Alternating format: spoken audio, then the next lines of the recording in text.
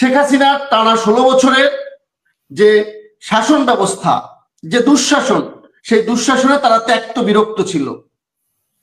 স্বভাবতই হাসিনার সেই পতনের কারণ হাসিনা স্বয়ং নিচে, তার দুঃশাসনই তার পতনের মূল কারণ ছিল। পরিস্থিতি উৎপন্ন হয়েছে, সেই পরিস্থিতিতে শেখ হাসিনা ফ্যাসিজম, শেখ হাসিনা ফ্যাসিবাদী আচরণ, এখন সেই ফ্যাসিবাদী আচরণ যদি এই অন্তর্বর্তীকালীন সরকারও করে, তাহলে কি আপনি সেটা মেনে নেবেন? সেটা কি আপনি ফ্যাসিবাদের আওতায় নেবেন না? সংস্কার করে কয় দিনের মধ্যে সংস্কার করবে? 1 মাসের মধ্যে, 15 দিনের মধ্যে, না 6 মাসের মধ্যে? এখানে দুইটা, আরেকটা যে সংবিধান সংস্কারের প্রস্তাবনা, এটা নির্বাচন সংস্কারের প্রস্তাবনা, এবং 8-10টা প্রস্তাবনা আমার হাতে।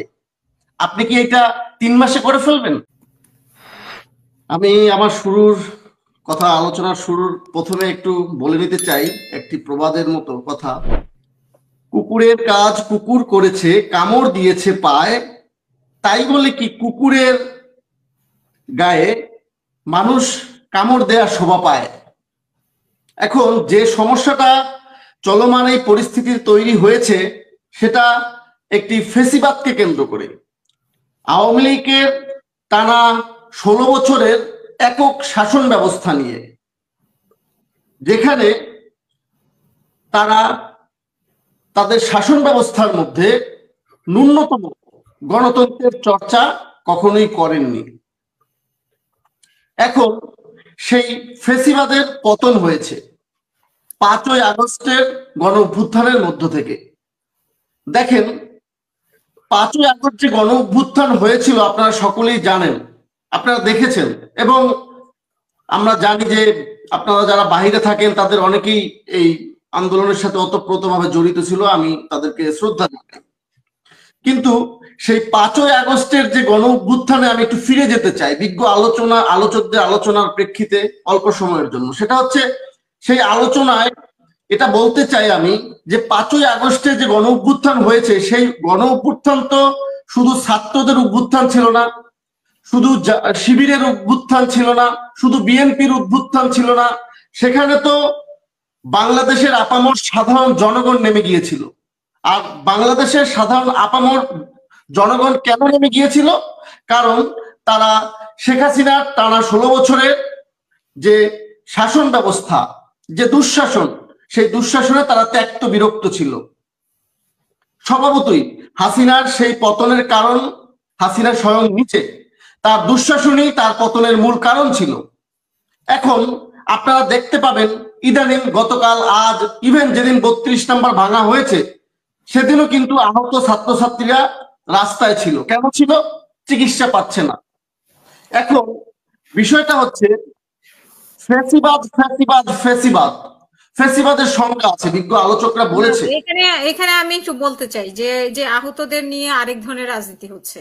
ঠিক আছে, আহতদের হসপিটাল দখল করে রাখা হয়েছে। আমি নিজে ভিজিট করেছি, অনেক সুস্থ আহত আছে যারা হসপিটালের সিট দখল করে আছে, কারণ এদেরকে আবার সমন্বয়করা এক ধরনের ব্যবহার করছে। আবার অনেকে খুবই গুরুতর অসুস্থ, তারা খেতেও পায় না। এখন আহতদের মধ্যে বিভিন্ন ধরনের পলিটিক্স কাজ করছেন। তার মধ্যে থেকে যারা সঠিকভাবে আহত তারা খুব দুরবস্থায় আছে, যেটা আমি 2টা হসপিটালে ঘুরে আমি যেটা দেখেছি। তাহলে আপনার কথার মাধ্যমে এটা প্রতিমান হয়, আপনার এই তথ্য যেহেতু সত্য, তার মধ্য থেকে পরিষ্কার প্রতীয়মান হয় যে এইখানে একটা নোংরা রাজনীতি চলছে। ইভেন আমার শ্রদ্ধেয় ভাই উনি যেটা বললেন যে এখানে তৃতীয় পক্ষ বা একটা সংবেদনশীল যারা গোষ্ঠী, যেমন ধরেন এই যে উনি নাম বলতে হয়তো বিব্রত বোধ করেছেন, যেমন পিনাকি সাহেব ইলিয়াসের যে বক্তব্যগুলো, যাও ভেঙে দাও, আমি বলে দিয়েছি আসতেছে, তোমরা 4-5 হাজার লোক যাও, হোয়াটএভার। তো বিদেশ থেকে যখন রাষ্ট্র চালানো হয়, বিদেশ থেকে যখন লম্বা লম্বা কথা বলা হয়, বিদেশ থেকে যখন বাংলাদেশকে নিয়ন্ত্রণ করা হয়, তাহলে বাংলাদেশে সুশাসন হচ্ছে না অন্যায় শাসন হচ্ছে, সেই সুশাসন বা অন্যায় শাসন বা ন্যায়ের শাসন তার জবাবদিহি কি সেই বিদেশিরা করবে না বাংলাদেশের সরকার করবে? স্বভাবতই যদি বাংলাদেশে একটি বিশৃঙ্খল পরিস্থিতি তৈরি হয়, বাংলাদেশে যদি একটা অরাজকতাময় পরিস্থিতি তৈরি হয়, তার জবাবদিহি অন্তর্বর্তীকালীন সরকারকেই করতে হবে। তখন সেই জবাবদিহি কোনো ইউটিউবার করবে না, বিদেশ থেকে লম্বা লম্বা কথা বলা কোনো ব্যক্তিত্ব করবে না। যারা এই দেশের মাটিতে থেকে রক্ত দিয়েছে, যারা এই দেশের মাটিতে থেকে এখনো তিলে তিলে চিকিৎসা পাচ্ছে না, কষ্ট পাচ্ছে, কাতরাচ্ছে, তারাই হচ্ছে এই দেশের প্রকৃত ভুক্তভোগী।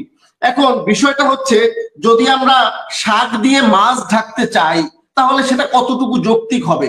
বর্তমানে যে পরিস্থিতি উৎপন্ন হয়েছে, সেই পরিস্থিতিতে শেখ হাসিনা ফ্যাসিজম, শেখ হাসিনা ফ্যাসিবাদী আচরণ, এখন সেই ফ্যাসিবাদী আচরণ যদি এই অন্তর্বর্তীকালীন সরকারও করে, তাহলে কি আপনি সেটা মেনে নেবেন? সেটা কি আপনি ফ্যাসিবাদের আওতায় নেবেন না? এখন প্রশ্ন হচ্ছে, আমরা যখন বৈষম্য বিরোধী ছাত্র আন্দোলনে অতপ্রতভাবে অংশগ্রহণ করেছিলাম, সাউন্ডটা অনেক বেশি আসতেছে কানে। হ্যাঁ, আমরা যখন বৈষম্য বিরোধী ছাত্র আন্দোলনে অংশ নিয়েছিলাম, তখন কিন্তু আমি আল্লাহকে হাজির নাজির রেখে বলতে চাই, তখন কিন্তু আমরা একটা স্বপ্ন দেখেছিলাম।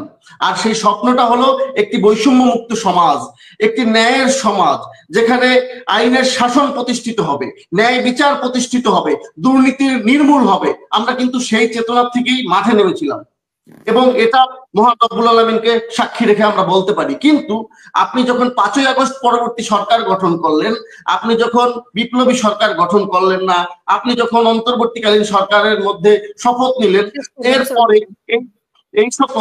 এই সকল বিদেশ থেকে লম্বা লম্বা কথা বলা লোকজন বিভিন্ন ভাবে এরা বিপ্লবী সরকার কেন করলো না, এই করলো না, সেই করলো না। আপনাকে একটু বলে নিতে চাই হাসিনা বা প্লিজ, সেটা হচ্ছে, শেখ হাসিনা কি প্রথম ভাষণ দিয়েছে?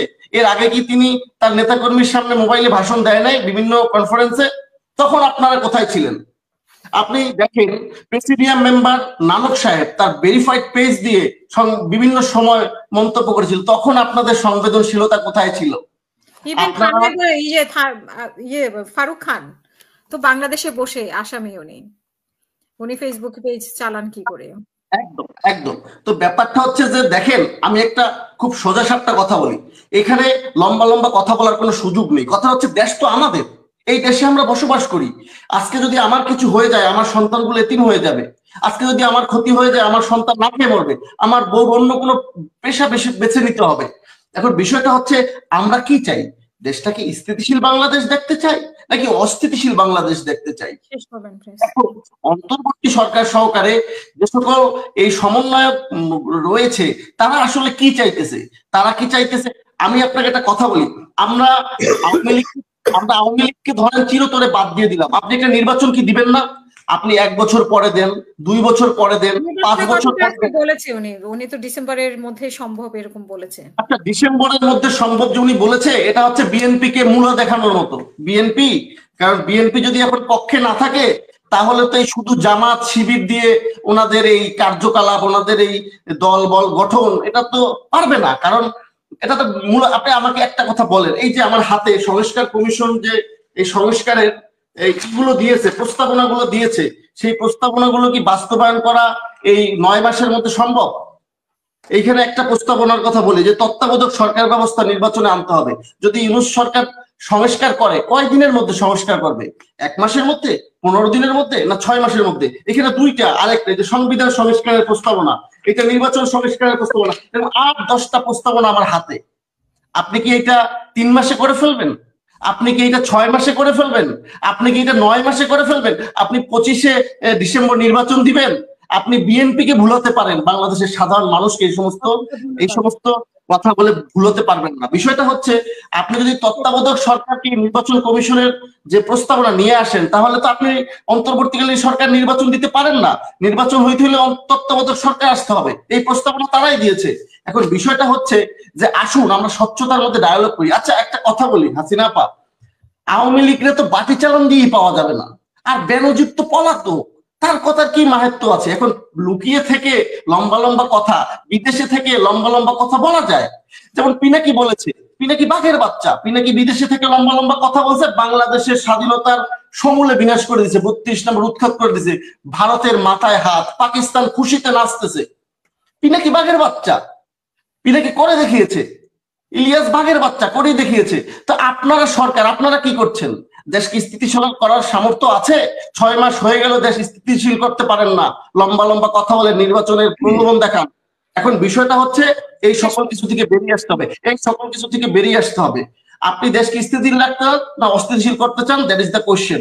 আওয়ামী লীগ বাদ, আওয়ামী লীগকে আপনি হরি হরি, ব্রহ্মা হরি, বিষ্ণু হরি, কৃষ্ণ হরি, রাম হরি, গৌর হরি এগুলো দিয়ে আপনি আওয়ামী লীগকে রাখতে, এখন সিদ্ধান্ত নিতে হবে আওয়ামী লীগকে আপনার নির্বাচনে আনবেন কি আনবেন না। যদি না আনেন তাহলে আওয়ামী লীগের যে একটা পার্সেন্টেজ সমর্থক রয়েছে তারা নির্বাচন থেকে বাদ রেখে আপনাদের নির্বাচন করতে হবে। তো বিষয়টা হচ্ছে যে যদি নির্বাচন তখন করেন বিএনপি জামাত সহকারে ছাত্র দলবল নিয়ে আপনার নির্বাচনটা করতে পারবেন, কিন্তু তারও তো একটা স্বচ্ছতা আছে, একটা ডায়ালগ আছে, সেই স্বচ্ছতার মধ্যে প্রবেশ করতে হবে। হাসিনা আপা বলেন।